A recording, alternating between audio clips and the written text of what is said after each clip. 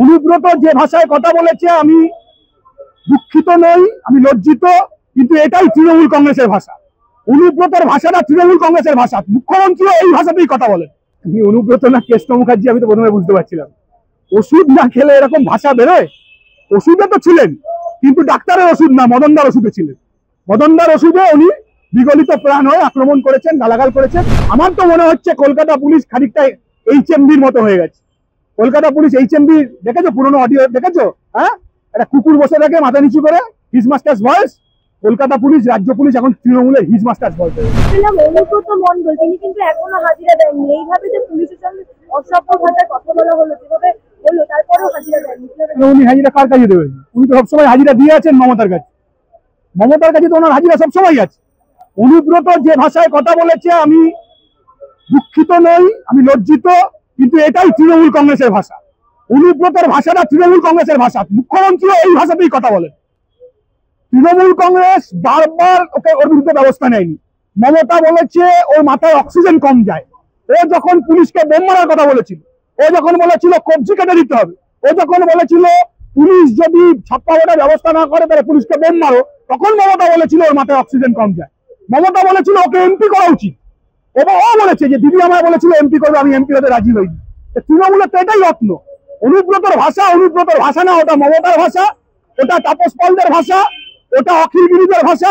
তৃণমূল কংগ্রেসের ভাষা এটা আলাদা কিছু ব্যাপার না। তৃণমূল কংগ্রেসের এটাই ভাষা।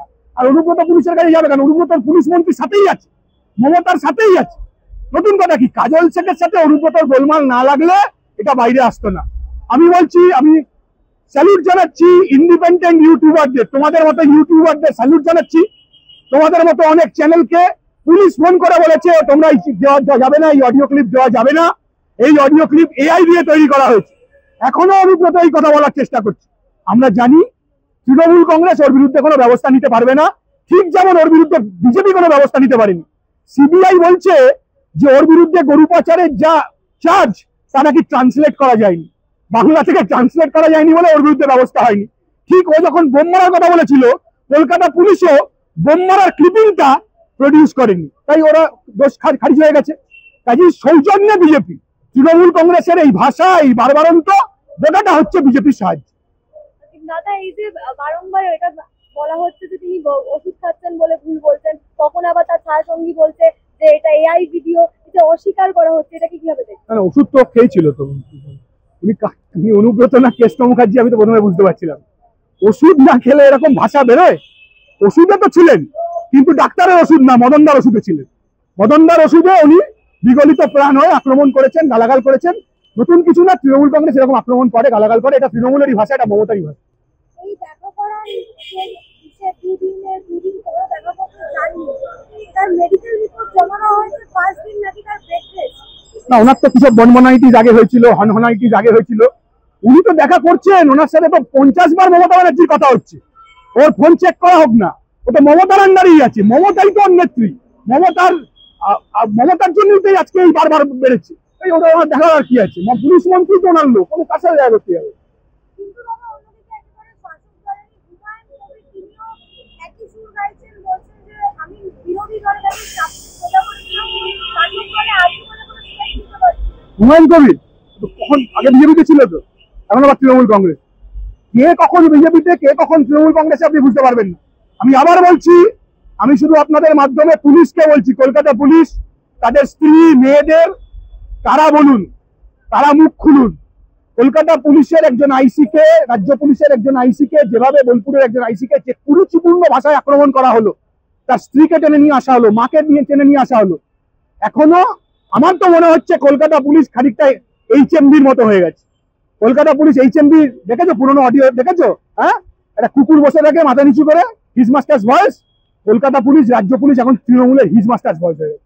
পুলিশের ভূমিকা নিয়ে কি বলে? কিছুদিন আগে শিক্ষকদের নবান্ন অভিযান করে, সেখানে পুলিশ খুঁজে খুঁজে, সেখানে শৌচালয় হোক, শপিং মল হোক, খুঁজে খুঁজে বার করে তৎপর হয়ে গেল, কিন্তু অন্য কাছে দেখা যায় না। দেখা যাবে না তো, স্বাভাবিক, এটা তো স্বাভাবিক।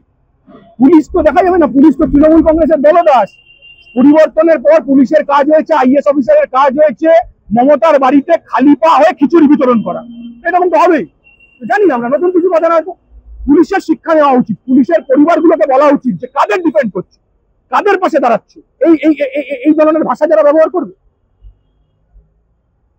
দল মত নির্বিশেষে শিক্ষকরা বৃহস্পতিবার ধিক্কার মিছিল রেখেছেন, আপনারা কি সামিল হবেন না? না, আমরা ওরকম ভাবে পা মেলাবো না, কিন্তু আমরা এটা চাই যোগ্যরা তার চাকরি ফেরত পাক।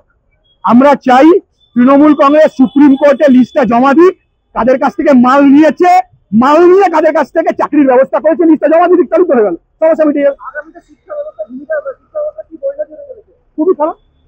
কর্টিসি তৃণমূল কংগ্রেস, কর্টিসি টু বিজেপি, বিজেপির সাহায্য হচ্ছে তো। সিবিআই ইডি কোথায়?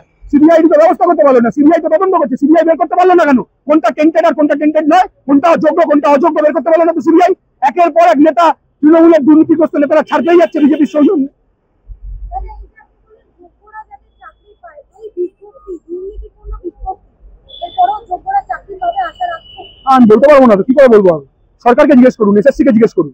আমি তো চাই যে যারা যোগ্য, যারা তৃণমূলকে ঘুষ দিয়ে চাকরি পায়নি, নিজের যোগ্যতায় চাকরি পেয়েছে, তারা আবার চাকরি করুক, তারা আবার কাজ পাক, আমি এটা চাই। কিন্তু তৃণমূলকে জিজ্ঞেস করুন, আমাকে জিজ্ঞেস করলাম। মুখ্যমন্ত্রী বারংবার বলেন এসএসসি নাকি অটোনমাস বডি, সেই জায়গায় বিজ্ঞপ্তি থেকে শুরু করে বিভিন্ন পদক্ষেপের কথা মুখ্যমন্ত্রী প্রেস মিট করে জানাচ্ছেন, এসএসসি নয়। মুখ্যমন্ত্রী অটোনমাস করা দিকে দেখুন, মুখ্যমন্ত্রী তৃণমূলের আমলে হচ্ছে মাল কামানোর কমিশন। তাহলে আরেকটা শেষ প্রশ্ন, যে মুখ্যমন্ত্রী কিছুদিন আগে নোটিশ বার করার কথা বলে 21শে মে মধ্যে, কিন্তু যারা পরীক্ষা নেবে তার মানে যাদের সময় দুর্নীতি হয়েছে তারাই তো পরীক্ষা নেবে, কতটা স্বচ্ছতা হবে বলে মনে হচ্ছে আপনার? পরীক্ষাটা হোক না, পরীক্ষার যে ব্যবস্থা করুক না, আগে তো এত দরকার নেই। প্রথম হচ্ছে সুপ্রিম কোর্টে লিস্টটা জমা দিতে হবে, কাদের কাছ থেকে প্রার্থরা টাকা নিয়েছে সেই লিস্টটা জমা দিতে হবে, কারা যোগ্য কারা অযোগ্য। সুপ্রিম কোর্টকে রাজ্য সরকার দিয়ে দিক, তাহলেই তো সব ক্লিয়ার হয়ে যাবে, এত প্রশ্নের ব্যাপার নেই।